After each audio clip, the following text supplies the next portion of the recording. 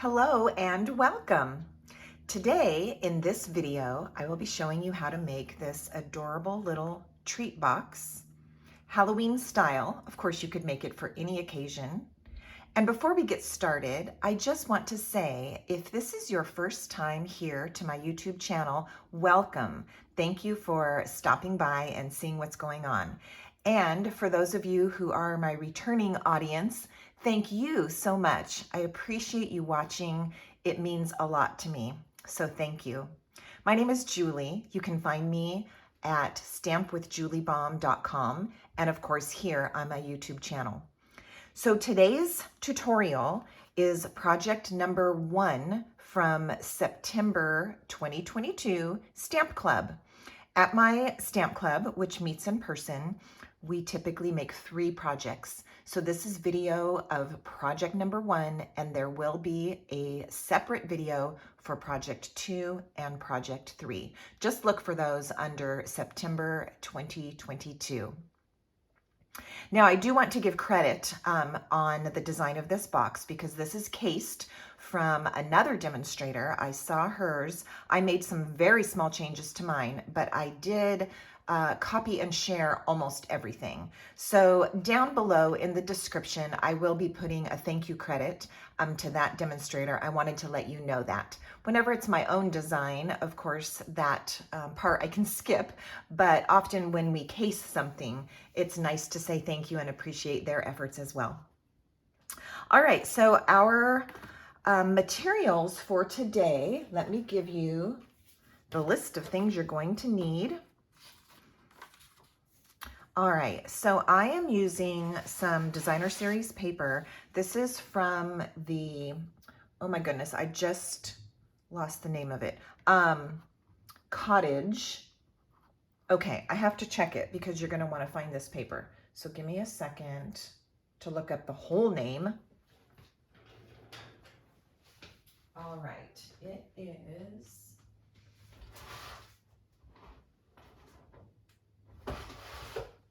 okay, I got it. I'm so sorry about that. It's called Gingham Cottage. I had the word plaid stuck in my head because as you can see, the prints are kind of plaid-ish.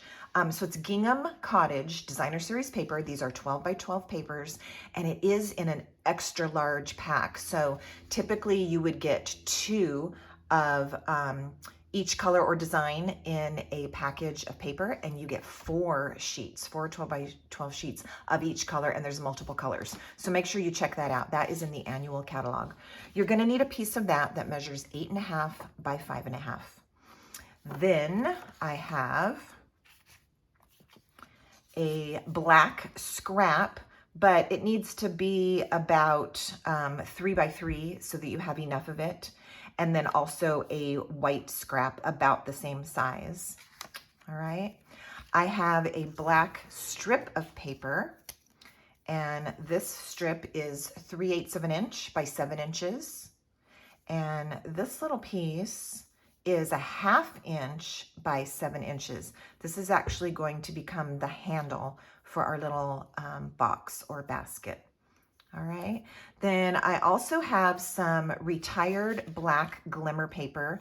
Now, this is not currently available, so if you have it from a past purchase, wonderful, pull a scrap of that out. And if you don't have any black glimmer paper, but you want to make the glittery bat, like I have here, all you need to do is get our glitter washi tape, which is in the July to December catalog. And you can take a plain piece of black cardstock, put a couple strips of that black washi tape on it, and then you can use it for punching or die cutting, and you'll get the same outcome. I will mention that the stamp set that we're using is actually Hippos, which was a recent celebration gift for free with a $50 purchase. And we're also using the dies that coordinate with that, which was a separate free gift for a $50 purchase. So many of my customers chose the Hippo dies, or, well, the Hippo set or the dies, or both, as their free celebration gifts. that I wanted to show them a fun project to use. Even though celebration is over, I wanted them to break out that stamp set and dies that they earned for free and make another project. So that's why we're using that. All right. I also have a scrap of basic white cardstock. This is what I'll be stamping and die cutting the hippo.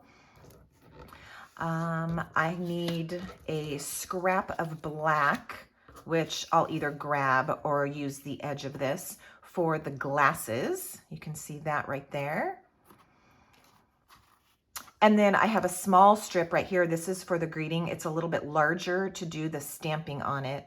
I will end up trimming it down once it goes on the box, but as long as you start with a piece that is about 1/2 inch by 2.5 inches, you'll have plenty to get your words on there and then trim it down to fit.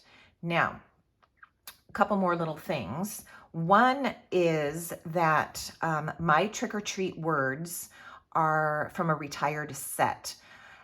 I was pulling together the projects and realized that I didn't have a current Halloween set that had words or a greeting that would fit here. So I just pulled from a retired set. You may have plenty of Halloween things already in your collection, so you can just grab something that you already own. Or if you want to get a brand new bundle, then I would recommend Scary Cute, which is in the July to December mini catalog. And it not only has words that will work for this, but it also has bat dies. So they're teeny tiny bats, and you can actually put a couple of those on the front of your box. Since I did not get that bundle, I am using a retired bat punch. All right, so there's a couple things that will help as we go along.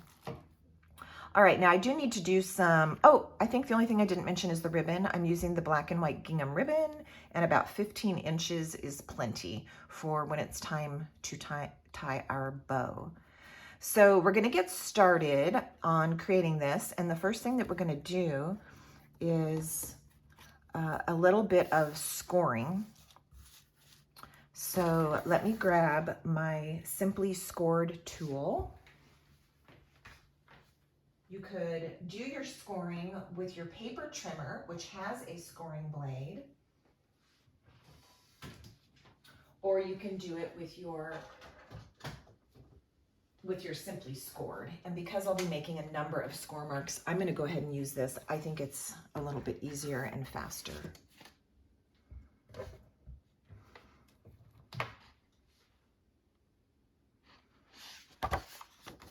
Okay. I am going to get this scored. Let me see if I have those scoring marks, scoring dimensions for you. Okay, let me give those to you. If you're stamping along with me, go ahead and grab your scoring tool so that you can score along with me. Or if you're just watching and you're going to score later, then that is great as well.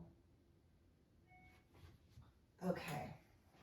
I marked my score marks, as you can see here on my board. I just don't have it right in front of me which is which. So we're going to start with landscape. We'll see how I do, if I can remember off the top of my head. We are going to make a score mark at 1.5 inches.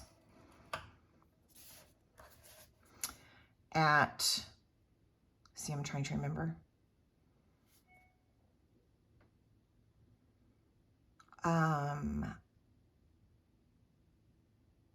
Okay, we're just gonna try it. I may have to do it 2 times because I'm honestly not remembering which order these go in. So I think it's at, the 4 1/4 is one I know we don't need. All right, so the next one is going to be at 4, then at 5.5, and at 8. Then we're going to turn the paper a 1/4 turn and score at 1.5 and at 4 3/4. I think that off the top of my head, I did this right. So we're gonna know here in just a moment. All right, I'm gonna take my bone folder And go ahead and fold these lines right where the score marks are. As I was thinking through that in my brain, could you totally hear my wheels turning? I was thinking so hard and so fast. I did make this box a couple times. The last time that I made it was 2 nights ago. So I was trying to remember off the top of my head. And by George, I think we've got it. Okay, so we're going to do, I'm checking my box with the finished one. You're going to need to decide which pattern you want to do. I'm going to have the orange pattern on the outside, and this little part with the black and white is going to be like a cuff. So my box is actually going to go together like this, but you could switch it if you want the other color combination. Okay, so my box is going to go like this. So the first thing that I'm going to do is a couple of little pieces that we need to cut out.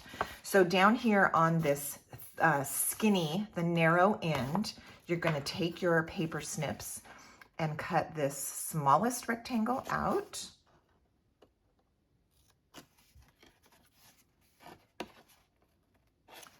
And then we are also going to make a little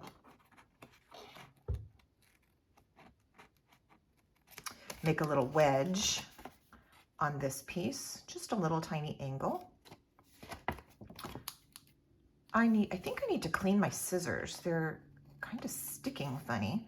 So let's do that, because I always like to show you these little tips and tricks along the way, as well as a couple of extra products that are my faves. All right, so these little alcohol pads I just get from Amazon.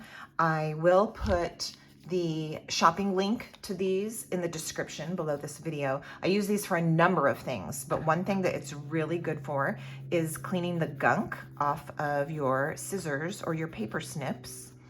So I am just carefully running it along both blades.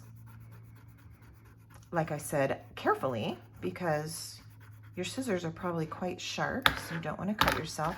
This will not only just clean them, but it'll get that sticky residue off that sometimes happens after we've cut several projects that have adhesive on them. All right, so a little bit of scrubbing on that one. There we go, and this one.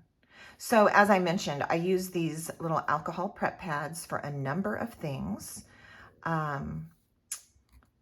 I prefer the pads to a bottle or a container of alcohol and a cotton pad, because I think this is just neater. I don't ever have to worry about spilling.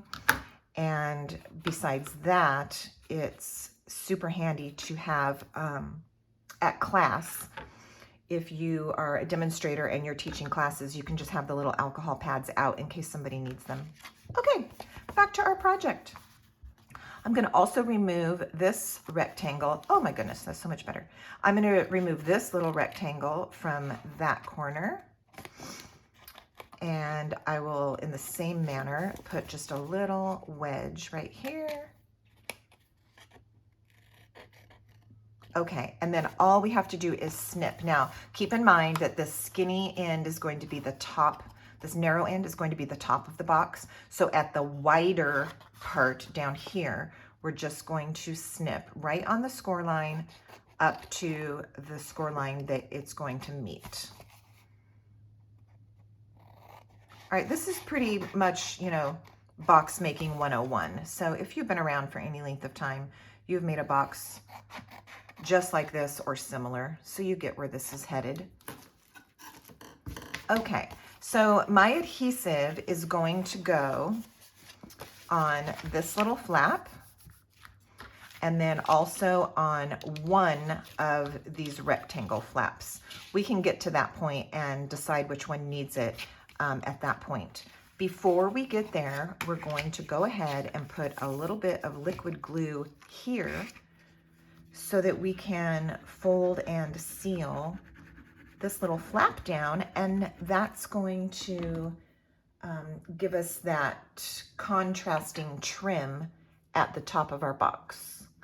Sorry, I'm just adjusting my microphone. I think that's probably better than it was a moment ago. Okay, so we've got our adhesive there.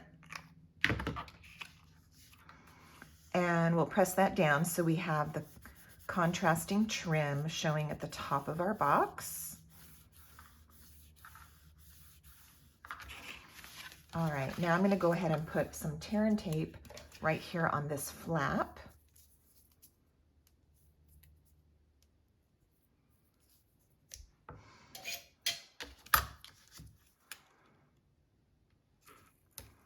And I am kind of fussy about my tape, and I do like a nice clean edge. So you will see me typically grab this little metal ruler to do the method that you just saw. That will be an Amazon link in the description as well. All right, let's release the backing. And we're gonna seal that up.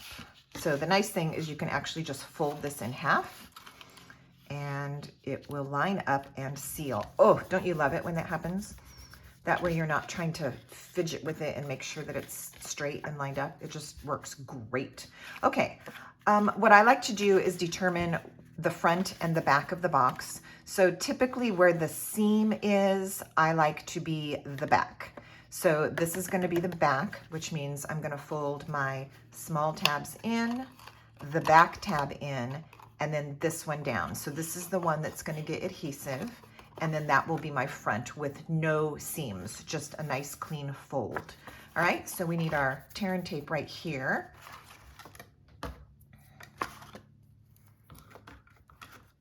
And I think that I will put 2 strips. I'm sure 1 is enough, but depending on the weight of the treats that you may be putting in this box, in case it's a little bit heavier, you don't want the bottom dropping out.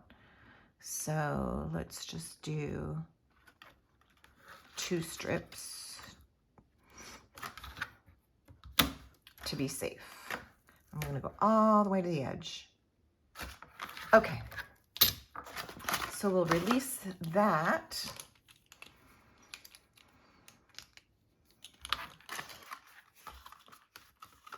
And then we can finish assembling our little box. Is this a box or a bag?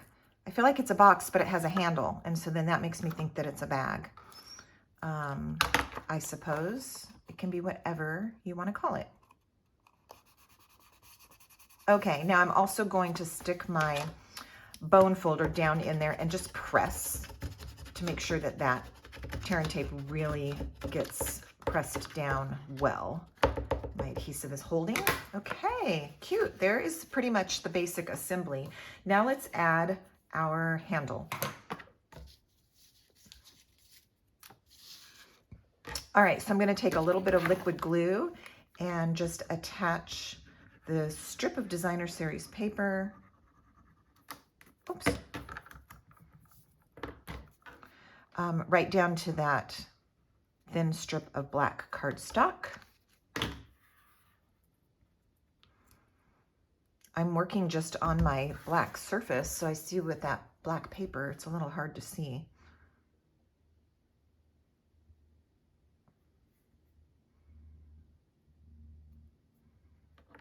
All right, I need to slide this down a teeny bit. Mine looks a teeny bit long, and I'm not sure why. Let me double check my measurements. Oh, it's only because I left a little border here. If I had slid it down, it would line up perfectly. But you can see I've got a little extra, so I'm gonna trim that off. You won't need to do that.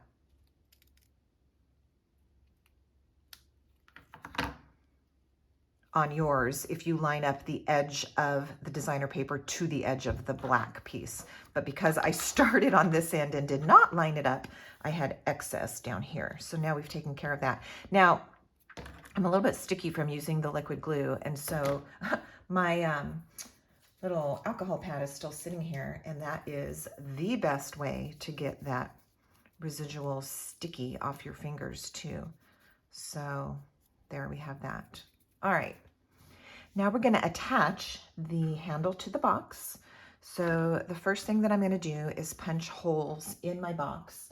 And we don't presently have an 1/8 of a quarter inch. Let's see, we don't have a 1/16 or an 1/8 of an inch hole punch. This one is an 1/8 of an inch. But you either have one in your stash, or I'm sure that you can find or locate one, or just use a regular size hole punch. But I am using an 1/8 of an inch.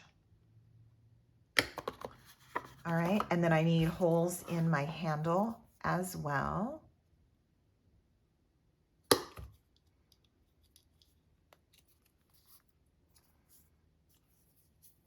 Then we're going to attach these with some little black brads. And if you have been around Stampin' Up! For a number of years, you'll recall that a long time ago, we had brads in tons of different colors. We also had eyelets for a while. Do you remember that? And then they kind of went away. Well, right now in the annual catalog, you can find a combination pack of black and white round and square brads. So I'm just going to use 2 little round black brads, but the square ones would be super cute in this as well. All right, so I can attach my handle with my little brad. I didn't get that very centered. You can do better than I did. So hopefully when they see how adorable the hippo is, that will distract from my crooked brad. All right, this side, well, this is nice. My handle ones were not very centered. So like I said, I'm sure you're gonna do better than I did. And let's see if I can get in there and open this brad up. It's a little tricky getting inside there. Okay, there we go. All right, so now my handle is attached. And now we're gonna do the decorating. So with that white and black square scraps that I mentioned in the beginning, you're going to need 1 scallop circle cut, and this is from the Layering Circles dies. So I have done that off camera. And then from the white, you will need a circle that is slightly smaller than this. So you're welcome to use the same Layering Circles dies, or I wanted to do one with a little bit of a decoration. So I pulled out my retired stitched shapes. And I will let you know, if you're new and you don't have any circle or shape dies, there's a wonderful set in the annual catalog called Stylish Shapes, and it will give you a variety. So those are some great options. All right, I'm just going to attach the white circle to the black scallop. And liquid glue will accomplish this very nicely.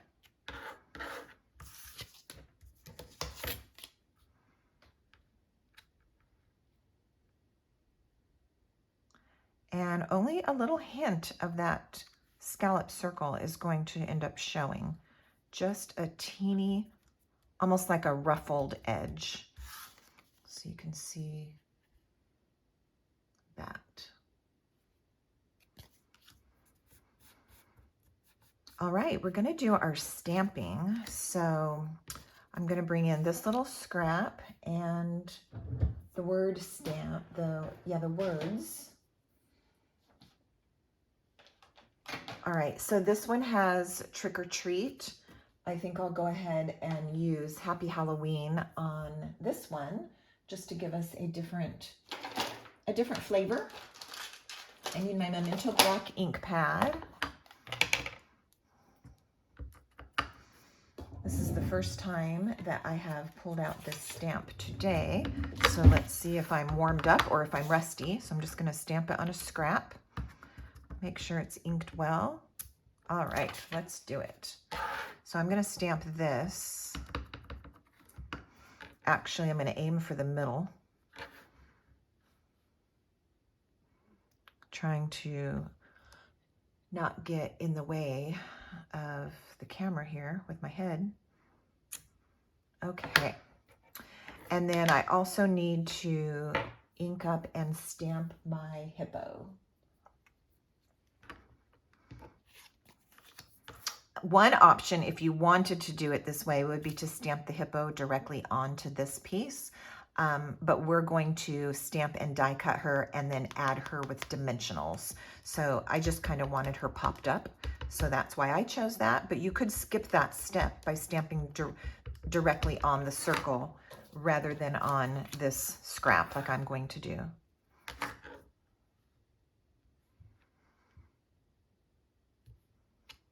All right, there she is. And I'll do a couple little steps at this point. For one, I'm going to trim this down a little bit to fit on here. It's not a bad fit at all, but I do want it a little bit shorter at least. So if you are nice and steady with your scissors, you can probably just trim it. I'm going to use my paper trimmer so I get a really straight cut. All right, so I'm just eyeballing this. I'll let you know the finished size after I cut both edges. Oh, that might be a little close. There we go. All right, so I've trimmed off a little of that. I'm going to do the same thing on this side. Yeah, I like that better. I'm gonna also trim the top and the bottom a little bit. So I like to give you a size of paper that is large enough to do your stamping, so you're not stamping on this teeny little piece. And then you can always trim it down like we're doing this time. That seems to make a lot more sense than trying to stamp perfectly in the right spot on a tiny piece of paper. Trimming it down to tiny is a little tricky too. Okay, there we go.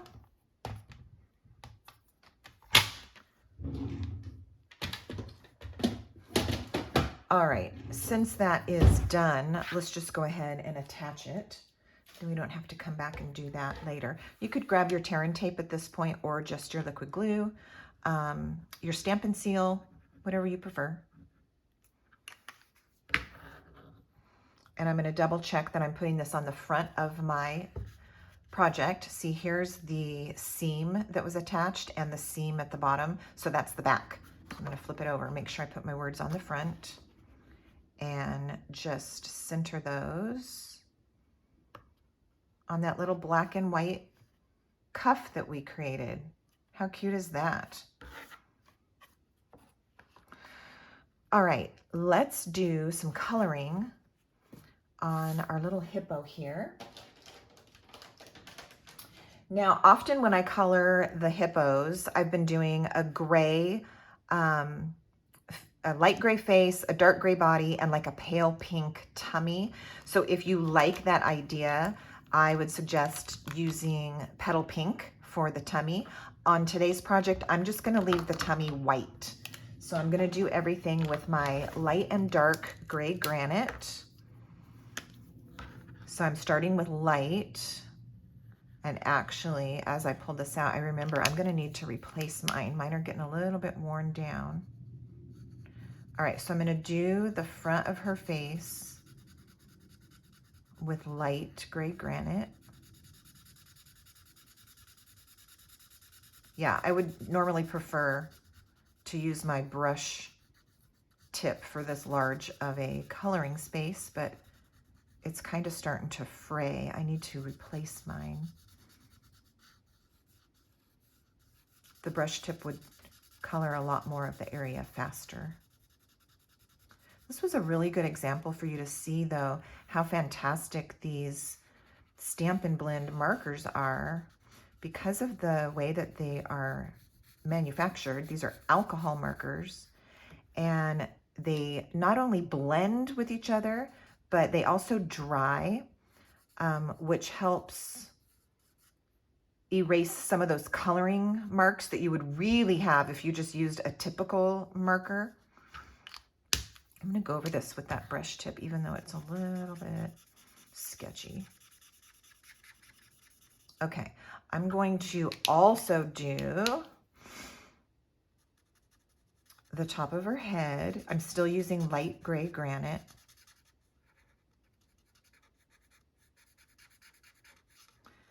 And then we'll add some shading with the dark. Okay, so there's her head and her little arms.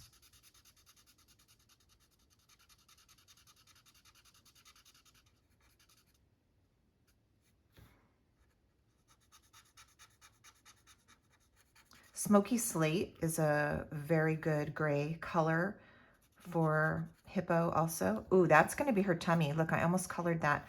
That's going to be her tummy. So I'm going to stop and not finish coloring that. Here's her body. That's part of her tummy. So let's try something. There is a marker, a Stampin' Blend called a color lifter. Let's see how much color we can lift with our color lifter. It's not exactly an eraser as such, but it does kind of bleach out the color in case you make a mistake or go outside of a line. See, that worked pretty well. Okay, I'm not too worried about it now. So we're gonna leave that alone. That was just kind of a mistake. Okay. Let's continue. She needs her legs colored.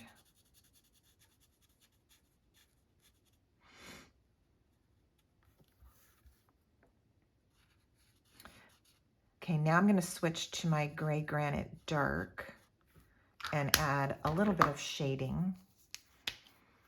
So I think kind of down here. Then I'll blend this out also.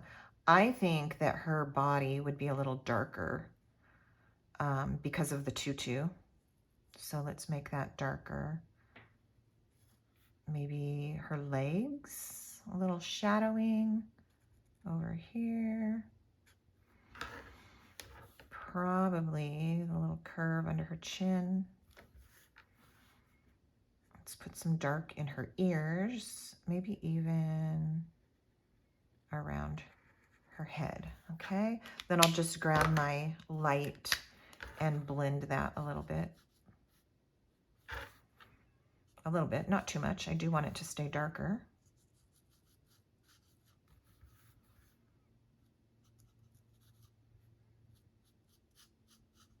Okay, and then all I'm going to do for her body is just barely outline the tummy area, just barely with my gray, and maybe right here. Okay, I think that's good. We're going to leave that alone. I have pumpkin pie here, and I'm going to use the light and color the tutu.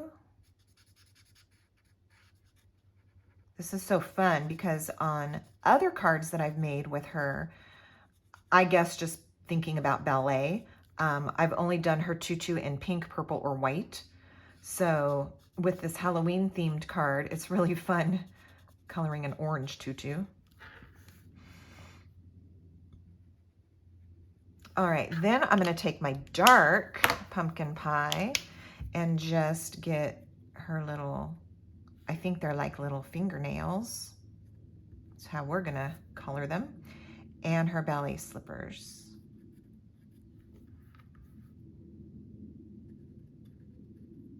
On her face, what I do like to do is add just a little color to her cheeks.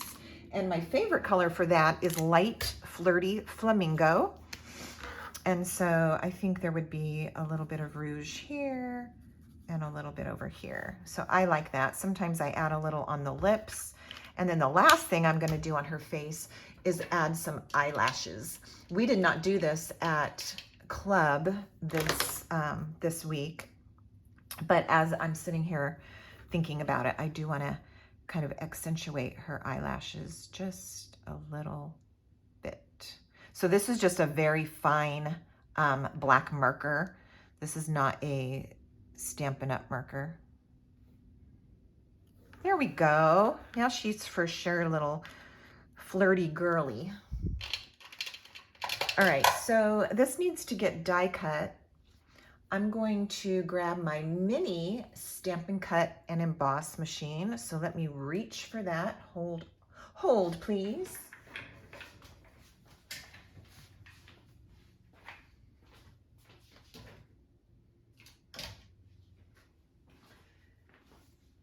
Although I use my large machine most of the time, it's a little bit easier to pull this size into view for filming. So let's use our mini. All right, and I've got plate 1 and a plate 2, and I need the die. Let me show you this as well. This was a tip from another demonstrator. This is a metal bowl. Here, let me move this. From Amazon, a magnetic metal bowl. I will put this on my, in the description with an Amazon link as well. When I'm working on lots of projects and especially during classes, I put all of my dies in here. That way they don't fall on the floor, they don't disappear. We're gonna need these little glasses here in a second, so you can see that they have stayed put. This is a fantastic little extra to add to your stamping and crafting collection. All right, so I've got my Hippo, and just in case, if this was on the big one, I wouldn't worry about it wiggling around quite as much, just one simple die like this one. But on my mini, it does tend to slide. So I'm just going to use a tiny piece of Post-it tape to tack all that down so it doesn't slide. Cover it with a plate 2, and I'm gonna run this through.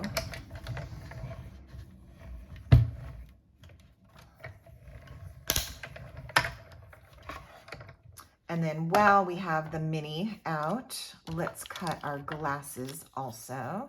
So I can carefully remove my Post-it tape and pop my image out. Perfectly die cut. Okay, let's go ahead and do the glasses. So I've got a black scrap and the glasses.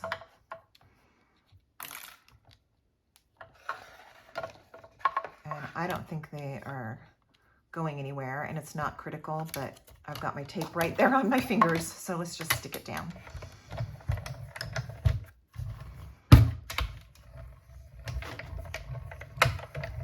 Okay, now we can move this out of the way.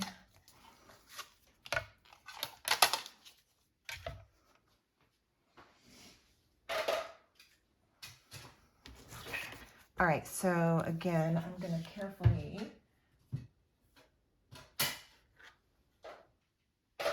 I had to move that.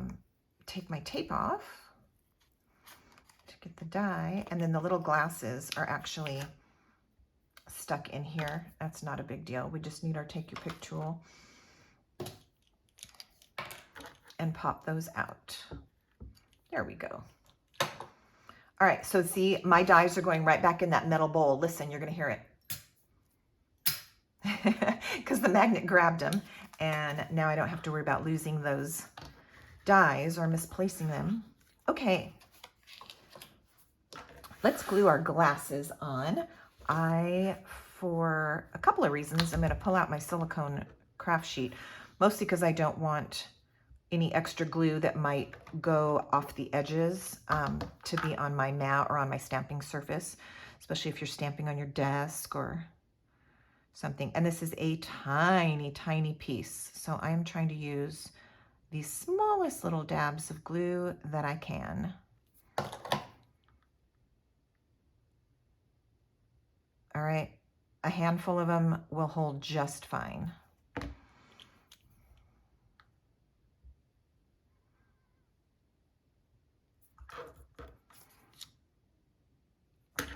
All right, so now we can get those in place. And I don't know about you, but that just makes it. She's so adorable. I'm glad we added the eyelashes because they really still show underneath her little glasses. Oh, she's so cute. All right, we can move this out of the way and let's begin our assembly. All right, so she is going to get popped up on a couple of black dimensionals. So I think I'll use 3. 2 probably would be enough, but 1 more will not hurt. Whoops. All right, so there's our black dimensionals. You could use white. I just had black out for several projects that I've been working on, so I'm using my black ones.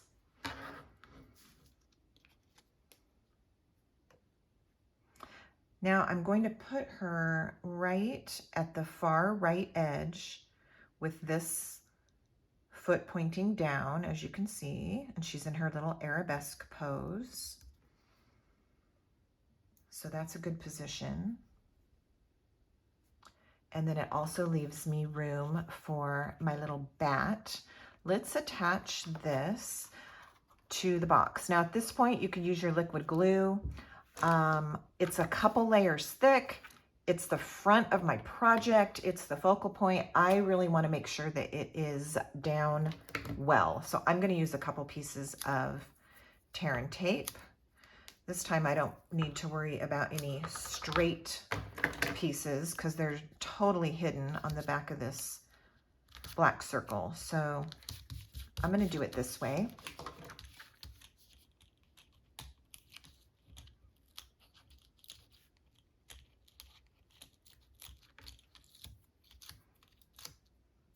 I have a couple of things to tell you at the end of today's video, so do stay tuned. I have at least 2 announcements, and as I'm finishing this project, I will see if there's anything else I need to tell you. Okay, so cute. I am in love with this. We only need 2 little things to complete this, so let's do that. One is let's punch our bat. As I mentioned, if you don't have black glimmer paper, you can make it yourself with some black glitter washi tape, which is currently available. And if you get the stamp bundle, Scary Cute, you will have adorable bat dies. So I do not have that, so I'm using a strip of this, and all I need is for this to fit 2 bats. These 2 are the 2 I'm going to use, so I didn't cut my paper large enough for that one because I don't need it. All right, so there are my bats. And I think the easiest way is going to be to just grab a glue dot. All right, so I'm going to use this smaller of the 2 bats on the front of my box and a glue dot on each wing. Whoops, it got stuck to my finger instead of the bat. There we go. Do you remember when the glue dots were created the first way, where the dots were on this piece instead of on the tail? Oh, I liked that so much better. When it switched, oh, I was frustrated. At first, I just thought I had a bad roll. I literally thought that I got a bad roll of glue dots when I opened the first one and realized that all the dots were, for the first time ever, stuck here. They used to be stuck here, and you would peel off the tail, and it made it so much easier because you could take your image and you had some pressure here behind it so that you could stick the dots on. Now you're dealing with them on this flimsy piece. I just think it's a lot harder. I wish that they were the old way. I don't know if I'm the only one. In fact, if you have found the dots to work better, or if you preferred them the old way, put that in the comments. I would be curious to know if you even realized that they had changed. All right, so, you know, with change comes challenge, and then we meet the challenge and it's just fine. Okay, here's my second bat. Sorry, I'm going on and on about glue dots. I'm just gonna stick that one on the back. I felt like it was a shame to punch 2 out and only use 1. And the front really could not accommodate an extra one. So that's why I did that way. All right, our last step is our ribbon. And as I'm looking at this, I think that you might choose even to add maybe some little other embellishments on here if you want.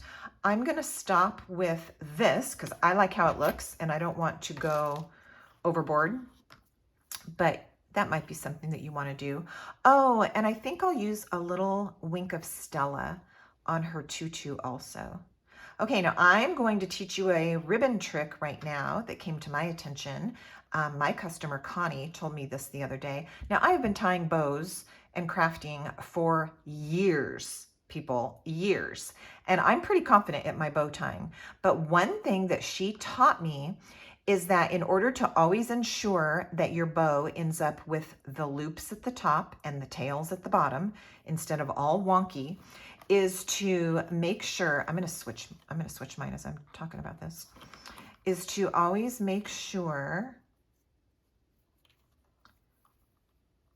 that you start your loop with the piece that's on the bottom. Okay, so I've got the top tail and the bottom tail. If you will always start your loop with this tail, the one that was on the bottom, and then wrap this one around, look at, just like magic, you're always going to end up with your loops at the top and your tails at the bottom.